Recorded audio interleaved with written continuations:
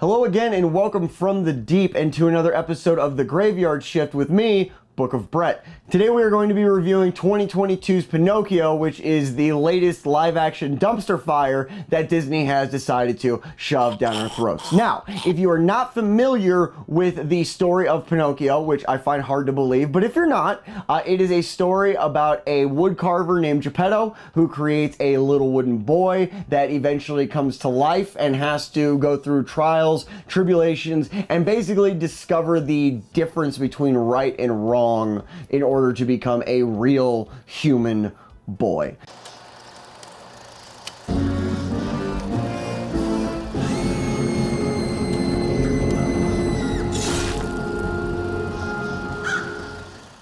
Now, the original Pinocchio from 1940 is, I will admit, probably my favorite of all of the Disney animated films. I grew up in an Italian family, and of course Pinocchio is an Italian story, and so it was the one that I probably watched the most. I absolutely love the original. Now, with that said, I absolutely loathe what they did with this remake. This remake is bland, it's generic. I can't understand why the this movie exists. It adds nothing to the original story and takes away pretty much everything that we love about the original is just ripped out of this. And then of course, like with most of their remakes, they add in characters that we don't need. We've got this ballerina working for Stromboli that adds nothing to the story whatsoever. The only reason I can think of for her to be in there is because they saw in the, if you watch the original, there's a scene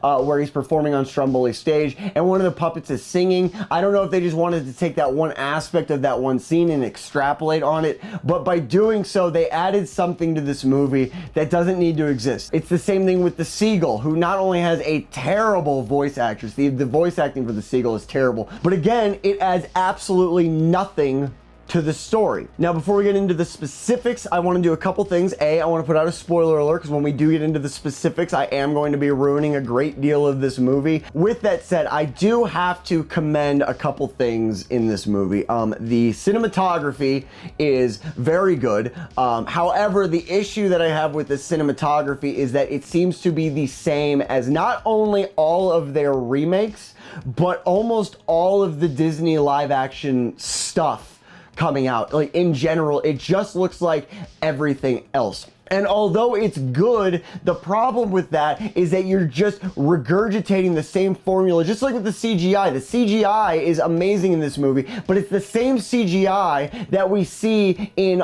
all of the movies, all the remakes. It's all the same engine. And the biggest problem I have with that is the fact that you're basically taking the same style and you're just putting it in everything and making everything look the same. Whereas with the Disney animated classics, the animation style always switched up. Like, it was always a Disney style, but there was always a differentiating factor from one movie to the next. Something was always different about the animation. And what we're getting in these live action remakes is just the same shit over and over and over and over again. And so it ends up just looking the same, which does a very big injustice, in my opinion, to the story, because the animation and the cinematography are big parts of the story, and it always looks the same. Honest John, although his animation looks good, it looks just like The Lion King.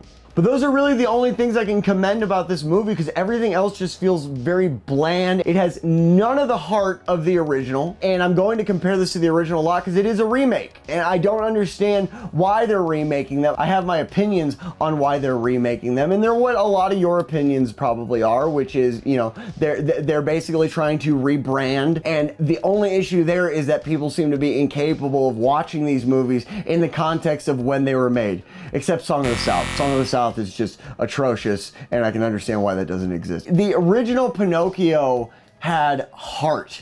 It had passion. There was clearly a lot of love that went into the original, and it's so painfully obvious that this was made just because they wanted to do it and because they wanted to make more money off of it. There's also the assumption that this is about copyrights, and I think that makes a lot of sense too. But this movie has just so many issues, and they start from the very, very beginning. Like, the opening scene is Jiminy Cricket both narrating and breaking the fourth wall, and at one point he's breaking the fourth wall as him, talking to him as the narrator as well. It's insulting to the audience. It's like nobody's going to notice, and maybe nobody noticed, but it drove me absolutely out of my mind. Tom Hanks as Geppetto does not work, and it's not because he doesn't look like Geppetto. He does look a lot like Geppetto, but they tried to do this whole Italian accent. Sometimes it's there,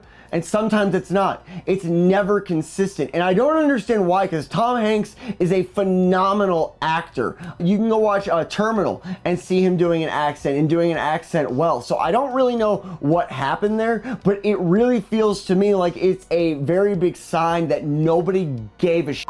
But speaking of Geppetto, that does remind me, now that we're talking about him and his clockwork, or his clock shop or workshop, the set design in this movie is very, very well done. But that's the thing, is everything that goes into the aesthetic of this is done really well. Everything that went into the story of this is completely botched and completely f***ed up. And speaking of Geppetto and things that just do not need to exist in this movie, for some reason Geppetto has a dead son and a dead wife in this. It's another one of these elements that's like, it doesn't need to exist. You're just adding shit in there for, I don't know, the sake of maybe like pulling at people's heartstrings, or I don't know what the deal is there, but it adds nothing to this story except honestly completely ruining the character of Geppetto. Because in the original we have this jolly toy maker, clockmaker, and you know, he's been this really good man, and he's, you know, and he's alone except for Figaro and Chloe,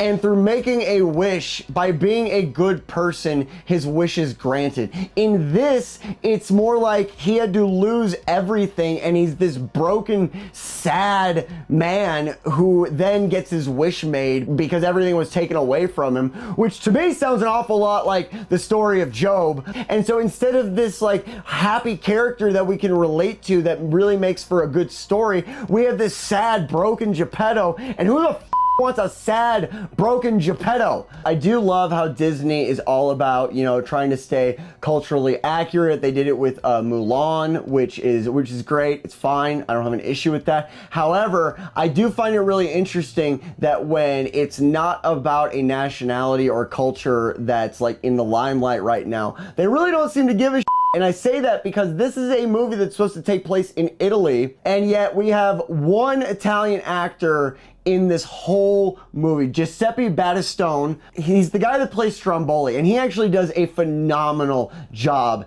as Stromboli. The scenes with Stromboli are probably some of my favorite because it feels like they gave about him. It's the same thing with Honest John, honestly. Honest John and Stromboli are probably the two strongest characters in this movie, and we see them for such a short amount of time. Now, speaking of Honest John, Keegan-Michael Key does do a very, very good job of doing Honest John. However, there's just something about his voice that I really feel didn't fit with the character. And I don't really know what it is, but I can say it could be just the fact that I fell in love with Honest John, and I love Honest John, so it could just be me. So I'm not gonna talk shit on Honest John or Keegan-Michael Key's performance, because regardless of how I felt, his performance is very good. It's one of the better ones in here. Luke Evans also does a great job as the coachman, although again we get this song with Luke Evans that just doesn't need to exist. That's another element of this movie that I think is an issue with so many of the remakes, is they'll add new songs into these movies, and there's no reason to add the new songs. These movies already had songs, or they didn't do an overabundance of songs because it didn't do the story justice. And that's what they do in this one, is they add new songs that don't need to be there, and except for maybe one of them, they all feel out of place.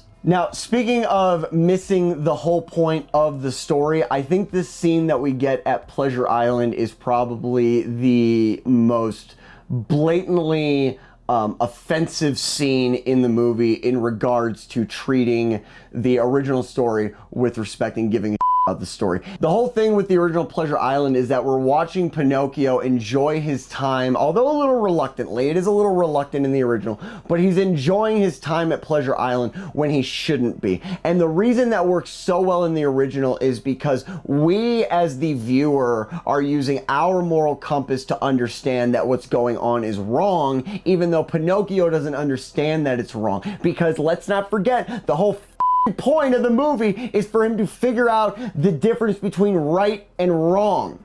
And there are several parts in this movie where he either recognizes what's right and wrong right away when he's not supposed to, or like there's a scene where he lies and it gets him out of trouble. Pleasure Island is a great example of that, because what we're getting in this one, rather than using our own moral compass to recognize that what's going on is wrong and bad, Pinocchio is recognizing it. And this is another thing that this movie does, which is just force feed you the message. It force feeds you what you're supposed to feel, what you're supposed to know. Rather than giving us a story and letting us interpret it in our own way, it's giving you the interpretation of the movie. It's just this blatant disregard for the story and why this movie was so special to begin with. And I know they weren't going to let them smoke or drink, and I get that because there is no smoking or beer drinking at Pleasure Island, but like they do hand them big giant frothy mugs, right? Don't make them smoke, but you don't have to say, oh, it's root beer. You don't have to say it's beer either. You can leave it up to interpretation, but that's the thing, is it's like they don't trust the audience to get it. They don't trust the audience to understand what's going on, and so they just have to be like, this is this, that's that, this is a movie. Speaking of Pleasure Island, smoke monsters? We're getting smoke monsters now? Like what is this, Lost? It's gotta be the most bizarre choice for this part of the movie, because I understand in the original, like the henchmen are drawn to look like more creature-like than human. Personally, I think that's got a lot more to do with the limitations of the animation technology at the time, because there's so many of them in that scene. But in this, they're blatantly smoke monsters. I mean, there's even one scene where the coachman has one foot on each of them and he's riding them around like they're dogs or skis. It's preposterous. It makes no sense at all. Let's talk about Monstro. What the f did they do to Monstro? Because this time, he's not a whale. Like, Monstro was already a badass as a whale, but instead, for some reason, he's a sea monster in this. It doesn't change anything. Making him a sea monster changed absolutely nothing. Nothing is added by making him a sea monster except them going, let's do it for giggles. I really think that summarizes this movie the best, is let's just do it because we can. As with all the other remakes, nobody's been asking for these, and I sure as know nobody needed Monstro to be a sea monster, but he's a sea monster. He's got tentacles and but there are even times when he looks like a whale. Like, just make him a whale. Why? Okay, I know this has been a very, very long rant, but as I said, if you've watched any other of my other remake reviews, you'll know that these movies are something that are dear to my heart, very close and dear to my heart, the originals. And I have a really big problem with these remakes because, as I said before, there's no reason for them to exist. This is just Disney trying to rebrand themselves and basically just make stuff that nobody asked for and nobody needs. Like, just make new stories. However, we have one more thing that we have to go over, and that is the ending. The ending to this movie is the most pandering nonsense I could possibly imagine, because in this ending, it's Geppetto who appears to be dead. The blue fairy does not come back to save him. However, Pinocchio does cry a tear onto Geppetto, even though he's not real, doesn't have tear ducts yet, he's able to cry a blue tear that looks like the blue fairy. So I guess that's an homage to the blue fairy. But this movie ends with Jiminy Cricket saying, and I'm summarizing here, but basically, no one ever really knows if Pinocchio became a real boy. I do! I know! He becomes a real boy. The only reason they didn't make him a real boy is because they wanted to push the narrative of you're fine the way you are. Pinocchio's fine the way that he is. And that's fine if you want a story about inclusion and accepting people for the way that they are, and we should. We should include people. We should accept them for the way that they are. But that is not what this story was ever about. This story used to be a beautiful story about the difference between right and wrong, and what makes us human is our moral compass, and being able to sit there and be able to actually know the difference between right and wrong. That's what makes us human. But anyway, folks, that is going to do it for me today. If you did enjoy this video, go ahead and give it a thumbs up. If you're liking the content we're putting out on the channel, go ahead and hit the subscribe button, and let me know what you thought of 2022's Pinocchio down in the comments. Did you like it? Did you hate it as much as I did? Did you have the same issues with it that I did? Because I went online, and I'm willing to bet most of you probably enjoyed this to the same degree that I did, which was not at all. But until next time, I will see you guys later.